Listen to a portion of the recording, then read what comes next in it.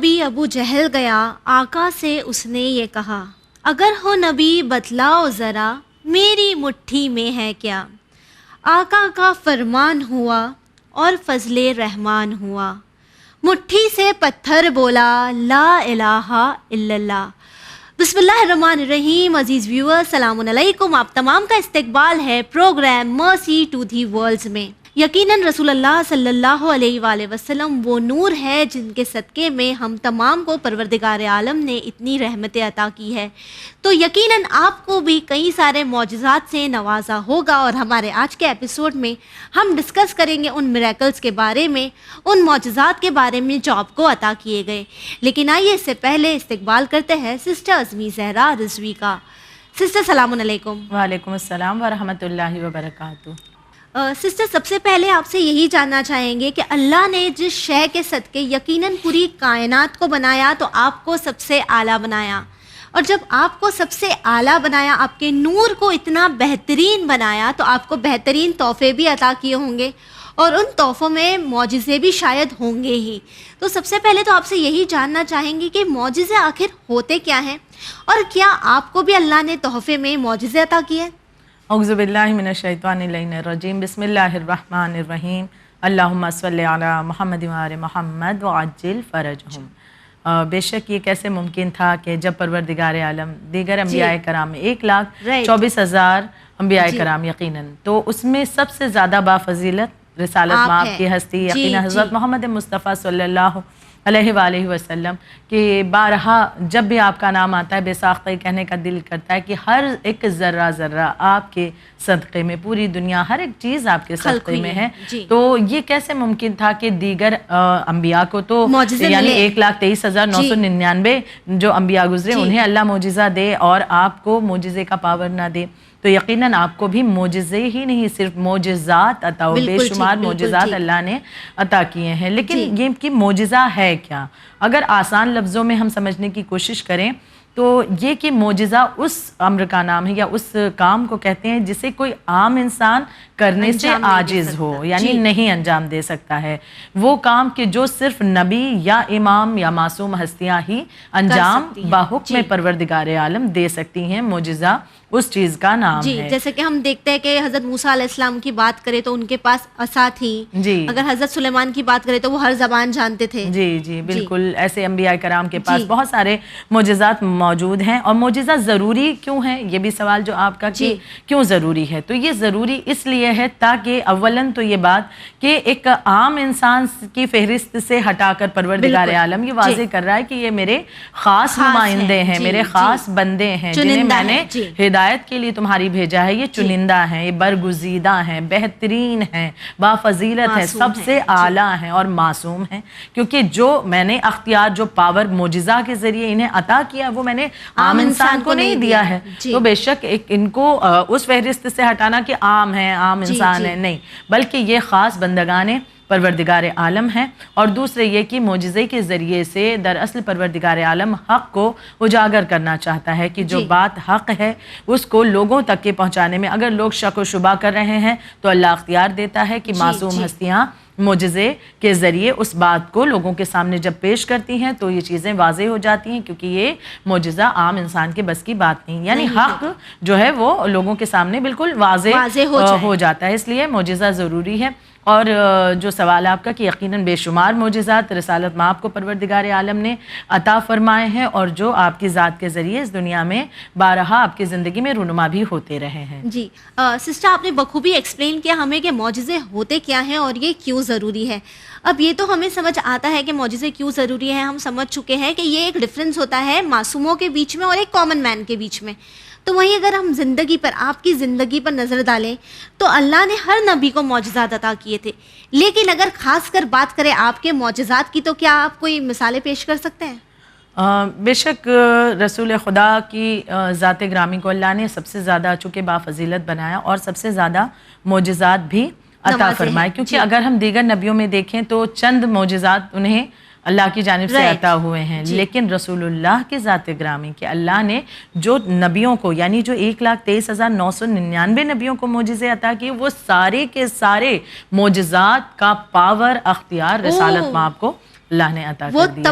تمام معجزات آپ دکھانے کا پاور رکھتے ہیں، استطاعت رکھتے ہیں. اللہ نے اتنا زیادہ آپ کو اختیار اور پاور عطا کیا ہے کہ آپ ان تمام کو، بلکہ ایسے کئی واقعات بھی ملتے ہیں کہ لوگوں نے، اگر کسی نے سوال کیا جناب موسیٰ کے دور کا واقعہ آپ پیش کر دیں تو آپ نے وہ معجزات بھی بالکل اس انداز سے بھی معجزات دکھائیں. کسی نے عیسیٰ کے بارے میں، عیسیٰ علیہ السلام کے بارے میں پوچھا کہ مردے کو وہ زندہ کر دیا کرتے تھے، کیا اس انداز سے آپ بھی معجزے کی سکت رکھتے ہیں؟ آپ نے اس اعتبار سے مردے کو زندہ کر کے بھی دکھا دیا.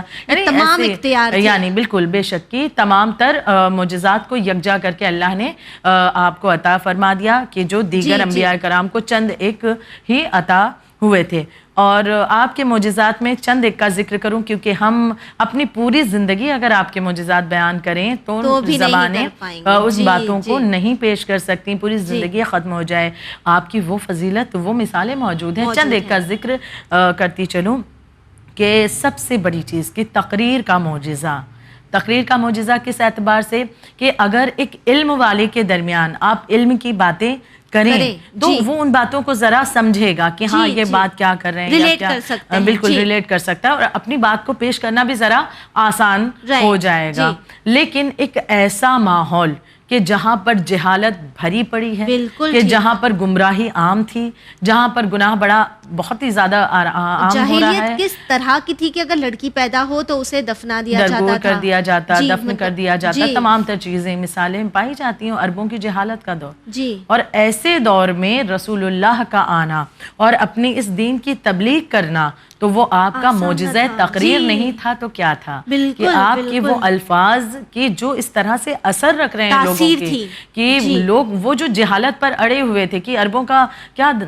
طرز عمل تھا. شادیوں کو اگر ہم ان کی دیکھیں رسول اللہ کے آنے سے پہلے تو یہ کیا کرتے تھے، بلکہ کہیں شادیاں ہوتی تو جاتے لوٹ پاٹ کرتے، ان کے گھر کی عورتوں کو، لڑکیوں کو اٹھا کر لے جاتے تھے. یعنی یہ تمام تر چیزیں ہم دیکھتے ہیں. لڑکی پیدا ہو گئی تو اسے زندہ دفن کر دیا جاتا. یہ تمام اسلام آنے سے پہلے کا معاملہ. لیکن اسلام ایک بہترین دین ہے کہ جو عورت کو بھی، بچوں کو، بزرگوں کو، ہر لحاظ سے ہر انسان کو بہت زیادہ اہمیت فراہم کرتا ہے اور عزت دیتا ہے. اور رسول خدا نے اسی چیزوں کو عام کیا. لیکن جاہلوں کے درمیان علم کو منوا لینا یہ بہت بڑی بات ہے، یہ آسان نہیں تھا. یہ آپ کی تقریر کا معجزہ تھا کہ جس کے ذریعے آپ نے لوگوں کے دلوں کو اسلام کی طرف موڑا ہے. دوسری چیز کہ اگر اور آپ کے ظاہری معجزات دیکھیں کہ آپ کے دور میں، یعنی چونکہ جیسا کہ واضح ہے کہ ایک نبی یا امام صرف اس کی نبوت یا امامت انسانوں پر ہی نہیں ہوتی، ہر ایک مخلوق پر، ہر شے پر ہوتی ہے. تو آپ کے دور میں آپ کی نبوت کی گواہی کے لیے صرف یہ نہیں کہ ہاں جو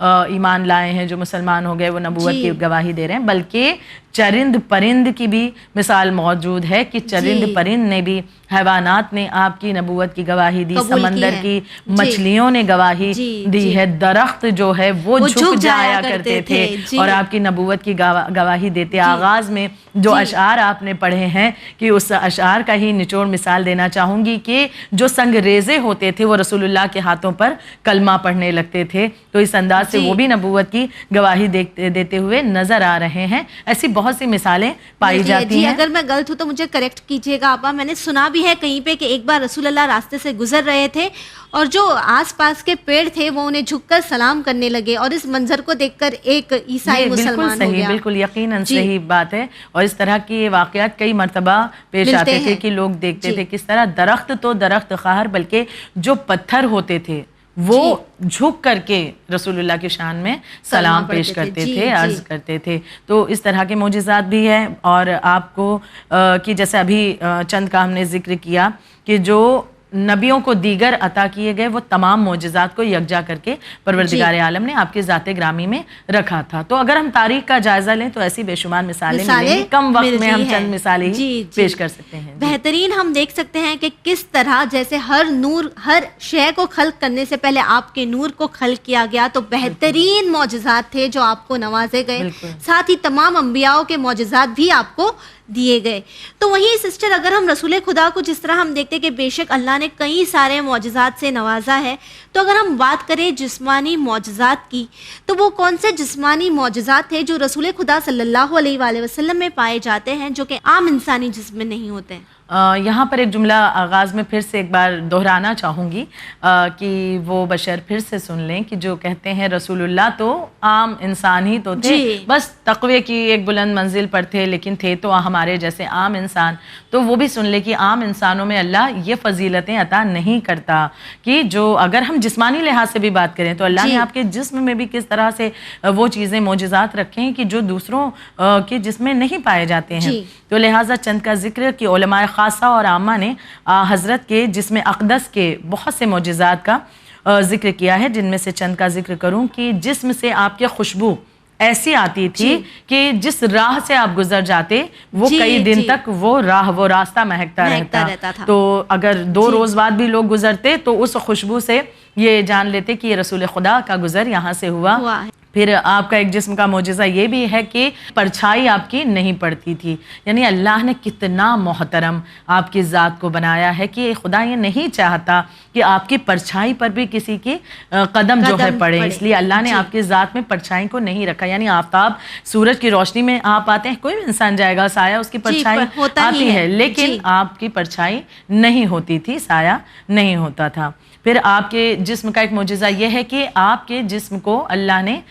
وہ مقام عطا کیا تھا کہ اگر آپ سے بلند انسان بھی آپ کے ساتھ کھڑا ہوتا, یعنی عموماً اگر وہ دکھائی دے کہ یہ انسان بہت زیادہ ہائٹ ہے اس کی اور رسول خدا سے زیادہ ہائٹ ہے, لیکن اگر وہ انسان بھی آ کر رسول خدا کے پہلو میں کھڑا ہو جائے تو وہ رسول خدا سے چھوٹا ہی دکھتا تھا, رسول اللہ ہی افضل اس سے بلند دکھتے تھے. تو اور دوسرے کی پشت سر سے بھی دیکھنے کا شرف اللہ نے آپ کو عطا کیا, یعنی جس طرح آپ آنکھوں سے دیکھتے تھے اسی انداز سے پشت سر سے بھی آپ دیکھ سکتے تھے. یہ معجزہ بھی آپ کے جسم کا. پھر دھوپ میں ایک بادل ہمیشہ آپ پر سایہ کیے رہتا تھا, اس کے بارے میں تو بہت سے واقعات بھی ملتے ہیں اور کہ کس طرح سے لوگ غیروں نے بھی ان تمام معجزات کا مشاہدہ کیا ہے. پھر ایک معجزہ جسم کا یہ بھی ہے کہ کوئی بھی بدبو جو ہے, کوئی بھی بیڈ اسمیل جو ہے بدبو, وہ آپ کے دماغ تک نہیں پہنچ سکتی تھی. کوئی بھی خوشبو ہے وہ ہمارے جب دماغ تک پہنچتی تب ہمیں اس کا احساس ہوتا ہے, لیکن بدبو آپ کے دماغ تک پہنچ نہیں سکتی تھی.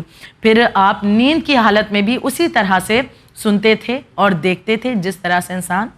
جاگتے ہوئے دیکھتا ہے عموماً عام طور پر انسان. تو اس طرح سے رسول خدا نیند کی حالت میں بھی آپ جہاں سے گزرتے تھے وہ پتھر اور پیڑ, جیسا کہ ابھی ہم نے ذکر بھی کیا, پتھر اور پیڑ جھک کر کے آپ کو سلام کرتے تھے. ایک معجزہ یہ بھی ہے کہ آپ کے وجود کے گزر سے اگر کوئی سوکھا ہوا درخت ہوتا تھا تو وہ شاداب ہو جاتا تھا, وہ لہلہا اٹھتا تھا, آباد ہو جاتا تھا. یقیناً اگر ہم تصور بھی کریں ان چیزوں کا, ان باتوں کا, تو بس دل سے بے ساختہ سبحان اللہ ہی نکلتا ہے, اور یہی سوچنے پر ہمیں مجبور کرتا ہے کہ کس طرح پروردگار عالم نے اپنے حبیب کو نور نور نور اور برکت سے ہی نوازا ہے. تو وہی ایک معجزہ جو مجھے بھی سسٹر یاد آتا ہے وہ یہ ہے کہ باغ فدق کی اگر ہم بات کریں تو جب باغ فدق رسول خدا صلی اللہ علیہ وآلہ وسلم نے بی بی فاطمہ زہرا کو گفٹ کیا تو وہ باغ ایک ایسا باغ تھا جو ہمیشہ ہرا بھرا ہی رہتا تھا, اور جب اسے غصب کر لیا گیا تو وہ باغ پوری طرح سے سوکھ گیا. بالکل بالکل, یہ بھی معجزہ رسول میں سے ہے کہ آپ کے وجود سے جڑے رہنے کی بنا پر وہ کس طرح سے آباد تھا, لیکن غیروں کے ہاتھ میں آنے کے بعد اس طرح سے لوگوں نے اس کے بارے میں بھی چیزیں دیکھی ہیں. اور آخر میں ایک اور معجزے کا ذکر کر دوں کہ جو کہ عام انسان کے بس کی بات نہیں, کہ اگر آپ نرم راستے پر چلتے, گیلی مٹی پر چلتے, تو عام انسان چلے تو کیا ہے نشان بن جائیں گے نا اس کے, لیکن رسول خدا کا گزر اگر نرم راستے سے ہوتا, گیلی مٹی پر آپ کے قدم پڑتے تو نشان نہیں بنتے تھے. اور اگر کوئی سخت زمین سے یا پتھر پر آپ چلتے تو آپ کے قدموں کے نشان اس پر پڑ جاتے تھے. یعنی پروردگار عالم نے یہاں پر بھی وضاحت کر دی کہ جن چیزوں کو عام انسان کے وجود میں اللہ نے رکھا ہے, یہ ہستی جو میری محبوب ترین ہستی ہے, اسے میں نے سب سے منفرد, سب سے علیحدہ الگ انداز سے بنایا ہے. اس کے جسم میں اس انداز سے معجزہ رکھا ہے, ان کا پورا وجود جو ہے معجزہ یقیناً اللہ نے قرار دیا. بالکل ٹھیک کہا آپ نے. سسٹر آخر میں بس آپ سے یہی جاننا چاہیں گے کہ جس طرح ہر نبی کے اس دنیا سے رخصت ہو جانے کے بعد ان کے معجزات بھی چلے گئے, تو وہیں اگر ہم بات کریں رسول اکرم صلی اللہ علیہ وآلہ وسلم کی، تو آپ کے اس دنیا سے رحلت کے بعد، گزر جانے کے بعد، آپ کی جو معجزات تھے وہ بھی کیا چلے گئے، یا آج بھی کچھ باقی ہے جو آپ کے لیے گواہی دیتا ہے؟ بے شک یہ اللہ نے آپ کو فیض عطا کیا کہ آج بھی، یعنی رسول اللہ صلی اللہ علیہ وآلہ وسلم کے اس دنیا سے رخصت ہو جانے کے کئی برس گزر جانے کے بعد بھی، بیت جانے کے بعد بھی، اور اس دور سے لے کر آج تک اور جب تک کہ دنیا قائم رہے گی، آپ کا ایک واضح معجزہ موجود ہے اس دنیا میں، کیا ہے؟ اور وہ قرآن کریم ہے۔ بے شک قرآن مجید یہ سب سے بڑا معجزہ رسول خدا کا ہے کہ ہم دیگر انبیاء کرام کی زندگی میں دیکھیں کہ ان کے ساتھ ان کا معجزہ ان کی زندگی تک کے ہے، لیکن وہ ان کا وجود ختم ہوتا ہے تو ان کا معجزہ بھی ان تک ہی محدود تھا، اس کا بھی کوئی وجود آگے نہیں بڑھتا کیونکہ وہ اس معجزے کو ظاہر کرنے والے۔ لیکن اگر ان کی کتاب کی بھی بات کی جائے تو کچھ ایسے نبی جو کتاب لے کر آئے، لیکن ان کے ساتھ ساتھ ان کتابوں کا دور بھی ختم ہو گیا۔ فقط قرآن مجید وہ کتاب ہے کہ اللہ نے جسے باقی رکھا ہے قیامت تک کے، اور یہ معجزہ رسول اللہ کا ہے، بالکل واضح معجزہ ہے، اور یہی وجہ ہے کہ اس معجزے سے انسان کا جڑا رہنا بہت ضروری ہے، کیونکہ دراصل قرآن مجید کے ذریعے سے ہم جو ہے فیضیاب ہو رہے ہیں، ہم رسول اللہ کی تعلیمات کو اور اللہ کی بتائی ہوئی باتوں کو ہم اپنی زندگی میں لا رہے ہیں۔ یہی تو وجہ ہے کہ آپ کے اس معجزے پر اگر نگاہ بھی ڈالی جائے تو وہ عبادت میں شمار ہے، یعنی قرآن مجید پر نگاہ ڈالنا عبادت میں شمار ہے۔ اگر ہم نے قرآن مجید کی تلاوت کی ہے تب بھی ہمیں بہت زیادہ اس کا ثواب ہے، اور اگر ہم اسے سمجھ کر پڑھتے ہیں تو ثواب اور زیادہ بڑھ جاتا ہے انسان کے لیے، اس کا بہت زیادہ فائدہ ہے۔ یہاں پر میں ایک مثال دینا چاہوں گی، کچھ دن پہلے میں نے کہیں پر یہ مثال پڑھی تھی اور بہت پیاری مثال مجھے لگی، اور حقیقتاً اس میں پیغام ہے تمام لوگوں کے لیے کہ جو لوگ اکثر یہ سوال کرتے ہیں کہ کتاب جو ہے قرآن مجید یہ تو ہماری زبان نہیں ہے، بالخصوص وہ افراد کی جو عربی زبان نہیں بولتے، عرب کے نہیں ہیں، تو اکثر لوگ یہ کہتے ہیں کہ بھئی ہماری زبان نہیں ہے، ہم تو بس یوں پڑھ رہے ہیں تو اس کا کیا فائدہ ہمیں پہنچے گا۔ لیکن یہ ہم نے شاید دنیا کی دوسری لینگویجز یا کتابوں کو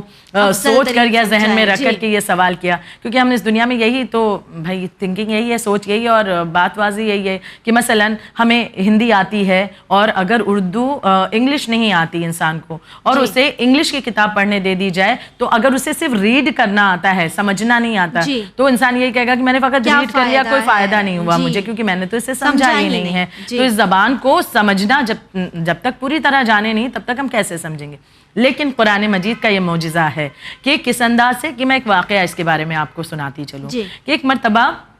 ایک بچہ تھا، اس نے اپنے دادا سے یہی سوال کیا کہ دادا جان یہ بتائیے کہ آپ اکثر کہتے ہیں کہ بیٹا قرآن مجید کی تلاوت کرو، قرآن مجید کی تلاوت کا بڑا ثواب ہے، بڑے کہتے ہیں کیونکہ جانتے ہیں وہ بارہا ان چیزوں کو پڑھتے رہتے ہیں، سنتے ہیں، تو اپنے بچوں کو بھی تعلیم دیتے ہیں کہ وہ قرآن سے جڑے رہیں، کنیکٹ رہیں۔ تو لہٰذا اس بچے نے کہا کہ دادا جان اکثر آپ کہتے ہیں کہ قرآن پڑھو اور بہت اس کا فائدہ ہے، تو یہ تو ہماری زبان ہے نہیں، عربی تو ہماری زبان نہیں ہے، تو ہم اگر اس قرآن کی تلاوت کریں تو ہمیں کیا فائدہ، جبکہ مجھے تو عربی سمجھ میں نہیں آتی، اگر میں نے خالی اسے پڑھ لیا۔ ابھی چھوٹا بچہ ہے تو چونکہ عربی زبان سے پوری طرح واقفیت نہیں رکھتا ہے، تو فقط ریڈ کرنا اسے آ رہا ہے، تو وہ یہ سوال دادا سے کر رہا ہے۔ اچھا دادا چاہتا تو اسے اور بھی کچھ دلائل وغیرہ پیش کر کے سمجھا سکتا تھا، لیکن دادا نے ایک بچے کے اعتبار سے بچکانی سی مثال دے کر کے واضح بھی کر دیا۔ دادا نے کہا ٹھیک ہے میں اس کا جواب دوں گا، پہلے یہ کرو کہ جو ہمارا اسٹور روم ہے وہاں جاؤ اور جو کوئلے کی ٹوکری رکھی ہوئی ہے اسے اٹھا کر لاؤ۔ اور پھر بچہ گیا، جو گھر کا اسٹور روم تھا، اسٹور روم پورا سامان گھر کا ایسا ٹوٹا پھوٹا انسان یا جو بھی بے ترتیب سا سامان رکھ دیا، تو وہاں پر ایک کوئلے کی ٹوکری یعنی ایک ٹوکری ہے، اس میں کوئلہ رکھا جاتا تھا۔ اب کوئلے کی ٹوکری ہے تو کیسی ہوگی، کالی ہوگی نا، کوئلہ کالا ہے تو رکھتے رکھتے وہ بھی گندی ہوگی، کالی ہوگی۔ پوتا اٹھا کر لاتا ہے ٹوکری کو۔ دادا نے کہا کہ اب اس ٹوکری کو لے کر جاؤ ان کے گھر کے سامنے ہی نزدیک میں ہی ایک چھوٹا سا پونڈ تھا، تالاب تھا،